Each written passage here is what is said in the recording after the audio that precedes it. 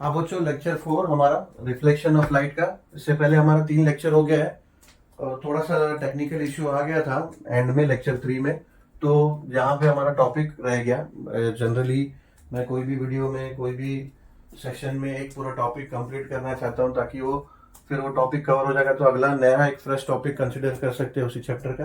But ये topic हमारा वहाँ पे जो हमारा एक्सपेरिमेंट था 2 कार्डबोर्ड का हमने किया था, ठीक है। ये हमने एक स्लिट गैप किया है कार्डबोर्ड में, एक तरफ में, एक लेयर में। ये हमारा कैंडल है, सोर्स ऑब्जेक्ट है, सोर्स। और ये हमारा दूसरा कार्डबोर्ड है, इसमें हमने ये कॉन्केव मिरर फिक्स किया हुआ है, ठीक है। ये एक्सपेरिमेंट ऐसा बोलता है, ये हमारा कॉन्केव मिरर फिक्स है। तो ऐसे केस में जो हमने पहला केस, इसके पहले का वाला केस किया था लेक्चर 3 में, तो इसमें दोनों जो कार्डबोर्ड है यानी स्क्रीन और कॉन्केव मिरर, इनका डिस्टेंस कम था एंड एग्जैक्टली बिटवीन ये जो हमारा कैंडल है ये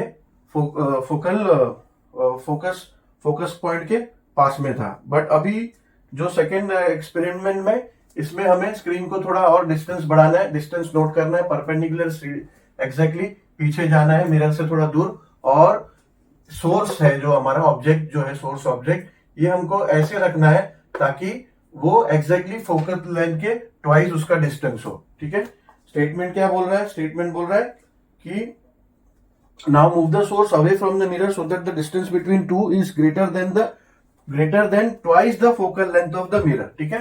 यानी सोर्स होगा जो फोकल लेंथ है मिरर का फोकल लेंथ हमने डे लाइट में मैं बताया था, हमने फोकल लेंथ निकाल लिया था, यानी क्लियर इमेज जब हमारे स्क्रीन पे आ गया था रिफ्लेक्ट होके तो वो हमारा फोकल लेंथ होता है। अब फोकल लेंथ से सोर्स को हमको ट्वाइस डिस्टेंस पे दूर लेके जाना है और उसके बाद इमेज हमें ऑब्जर्व करना है। तो हमारा इमेज क्या होगा? हमारा इमेज होगा inverted and smaller than the object and real, ठीक है। हमारा इमेज छोटा हो जाएगा। अब इमेज हमारा काफी छोटा आएगा,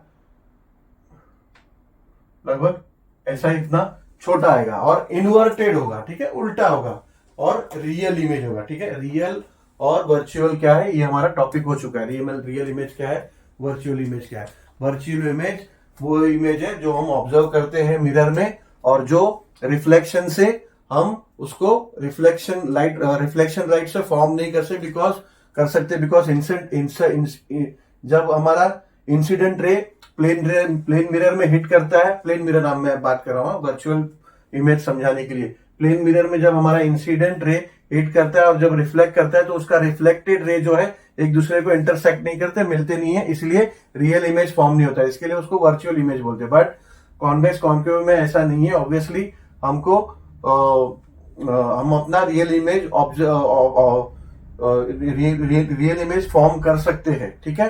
तो रियल इमेज फॉर्म करने के लिए हमने ये स्क्रीन रखा। तो ये स्क्रीन पे हमको अब ये जब हमारा फोकल लेंथ ट्वाइस करके हमने ये ऑब्जेक्ट रखा तो हमारा इमेज कैसा आया? हमारा इमेज आया ऐसे, कैंडल हमारा इन्वर्टेड है and smaller than actual length जो है हमारा ऑब्जेक्ट का उससे छोटा है, ठीक है। तो the image is inverted smaller than the object and is a real, ठीक है।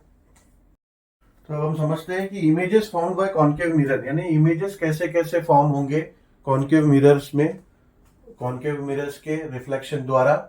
जब आप ऑब्जेक्ट डिफरेंट प्लेसेस पे प्लेस करोगे, डिफरेंट डिस्टेंस पे प्लेस करोगे ऑब्जेक्ट, तो अलग अलग आपका इमेज फॉर्म होगा। इसका एक टेबल है, इस डायग्राम से हम समझने का कोशिश करते हैं। 11.11 ए पहला, ये आपका डायग्राम है 11.11 ए, आपके टेक्स्ट बुक में ये डायग्राम है 11.11 ए। आपका मिरर है MN, कॉन्केव मिरर है MN, ठीक है। ऑब्जेक्ट है AB, ये AB, ये सोर्स ऑब्जेक्ट है AB। तो N object AB is placed between the focus, यानी ये फोकस पॉइंट है, focus point and centre of curvature, between the focus and the centre of curvature of the mirror. कौन सा mirror? Concave mirror MN, ठीक है। Concave mirror है, ये उसका फोकस पॉइंट है, ये उसका सेंटर ऑफ कर्वेचर है। उसके बीच में एग्जैक्टली हमने, ये प्रिंसिपल एक्सिस है, ये पोल है, ठीक है, पोल ये प्रिंसिपल एक्सिस है। तो exactly in between C and centre curvature और फोकस के बीच में ऑब्जेक्ट रखा है। The incident ray A Q, incident ray A Q, ये इंसिडेंट रे है A Q, starting from A and going through the focus F. ठीक है, starting from A incident ray A Q and going from the focus A, यानी incident रे जब focus point से पास होगा और हिट करेगा मिरर को, then and going to the focus F becomes parallel to the principal axis after reflection। तो ये बाद में जब फोकस पॉइंट से पास होगा ये रे, इंसिडेंट रे, और फोकस पॉइंट से पास होके जब ये हिट करेगा मिरर को तो ये रिफ्लेक्ट कैसे करेगा, पैरेलल। 3 सिचुएशन हम पहले कर चुके हैं, ठीक है, कि अलग अलग सिचुएशन में इंसिडेंट रे कहां से पास होगा तो उसका रिफ्लेक्शन कैसे होगा। तो द इंसिडेंट रे becomes reflecting ray becomes parallel to the principal axis after incident ray becomes parallel to the principal axis after reflection। ठीक है, रिफ्लेक्टिंग रे कब हुआ, रिफ्लेक्शन वो हिट करने के बाद रिफ्लेक्शन हुआ। तो incident ray becomes parallel to the principal axis after reflection and returns along QR। ठीक है, ये R है पॉइंट, तो ये आपका रिफ्लेक्शन रे हो गया। ठीक है, QR। The incident ray AS parallel to the axis, ये एक्सिस है आपका, इससे पैरेलल है, प्रिंसिपल एक्सिस से parallel to the axis. After reflection जब वो रिफ्लेक्ट होगा तो after reflection passes through the focus and returns along the path ST। ठीक है, ST and passes to the path ST। It cuts the reflected ray QR। ये cut कर रहा है QR को at point A1। ठीक है, ये पॉइंट A1 फॉर्म होता है जब वो QR को कट करता है। ST ये आपका जो रिफ्लेक्टेड रे QR को जब कट करता है तो पॉइंट A1 फॉर्म होता है। The point B is situated on the principal axis. ये पॉइंट B जो है ये ऑब्जेक्ट का लोअर पॉइंट है, प्रिंसिपल एक्सिस पे है, and so its image will also be on the axis and will be directly above A1। तो ये पॉइंट B है जो ये इसका इसी एक्सिस पे, ये क्या है, इमेज आपका इन्वर्टेड आया अभी, एक्चुअल ऑब्जेक्ट ये है आपका AB, तो इन्वर्टेड होगा, ये रिफ्लेक्ट करके ये ए का जो इमेज है यहां से रिफ्लेक्ट करके यहां पे आया और यहां से रिफ्लेक्ट करके ये इधर आया और हिट किया, और बी का इमेज एग्जैक्टली प्रिंसिपल एक्सिस पे पड़ा, तो ये आपका इमेज क्या है, इन्वर्ट हो गया। ठीक है, thus the image of B is at B1।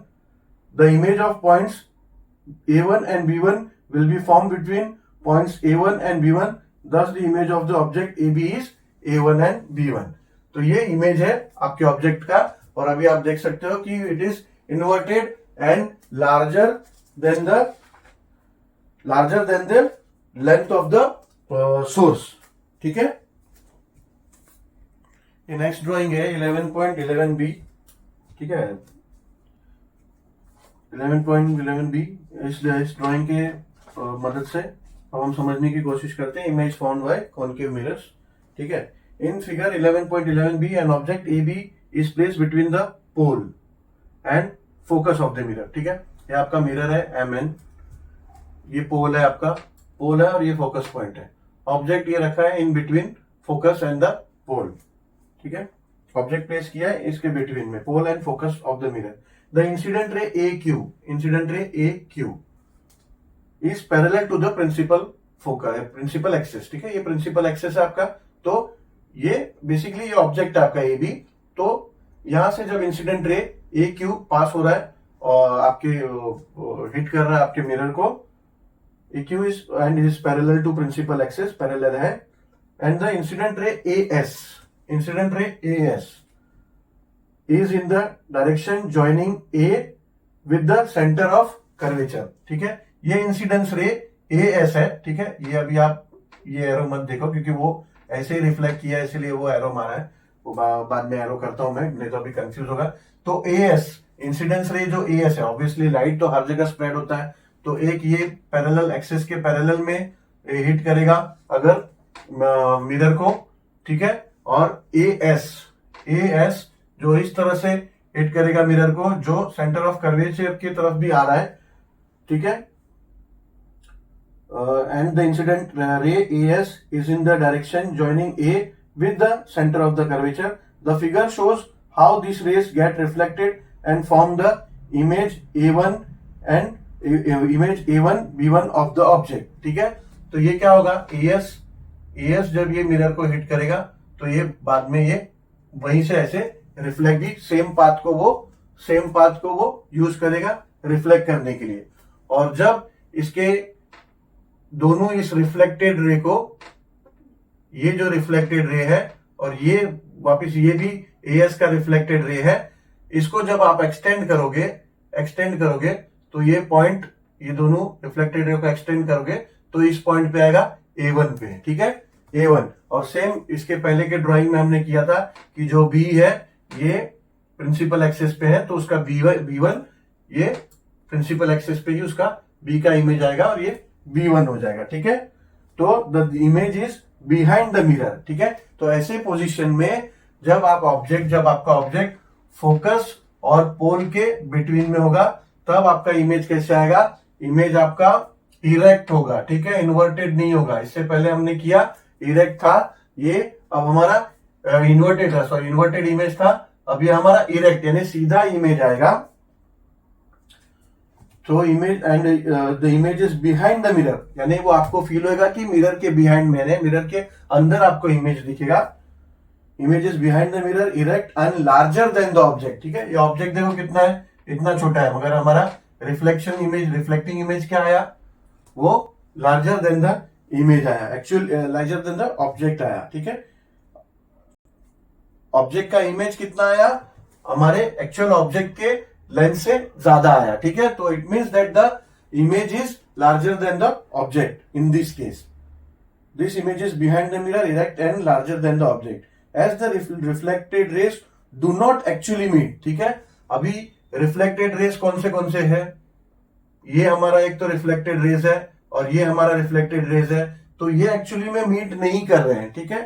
तो एक्चुअली में मीट नहीं कर रहे तो हमने क्या किया, इसको यहां से एक्सटेंड किया, प्रॉपर्टीज समझने के लिए, लॉ ऑफ रिफ्लेक्शन क्या क्या है इसमें समझने के लिए हमने यहां से इसको एक्सटेंड किया, तो ये आके हमको इस पॉइंट पे मिला, ठीक है।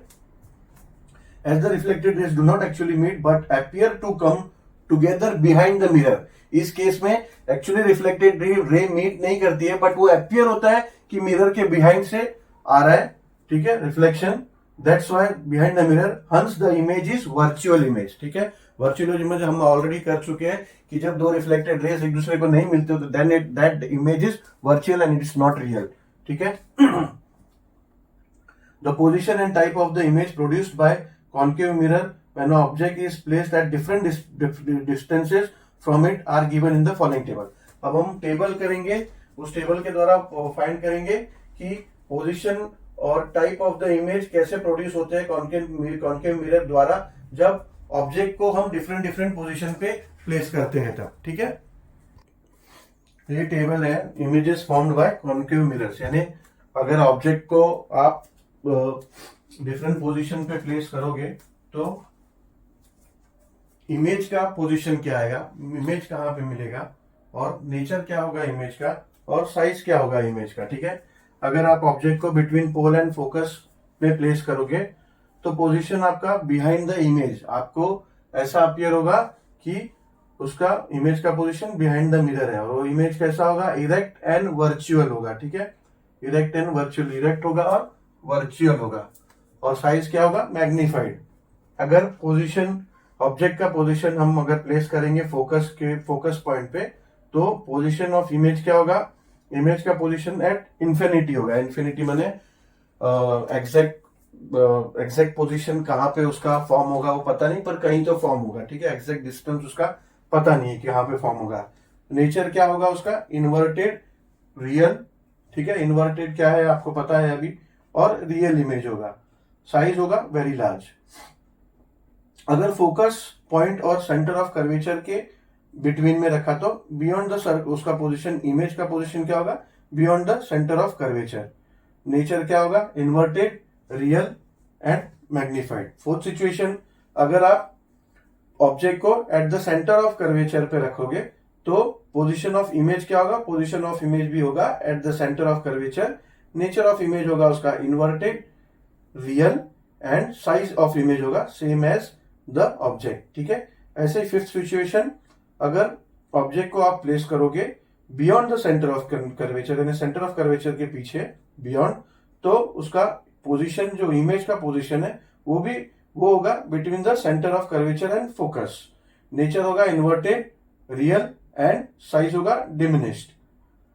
इन केस अगर आप सिक्स्थ सिचुएशन है जिसमें आप ऑब्जेक्ट का पोजीशन इनफाइनाइट डिस्टेंस है ना, बहुत बड़े डिस्टेंस पे, बहुत ज्यादा दूर रखते हो, तो पोजीशन ऑफ इमेज उसका क्या होगा, एट फोकस। नेचर क्या होगा, inverted, real and size of the image क्या होगा, पॉइंट इमेज होगा, ठीक है। क्योंकि वैसे भी आप वो ऑब्जेक्ट को बहुत दूर रख रहे हो तो पॉइंट ही इमेज आएगा, ठीक है इसका।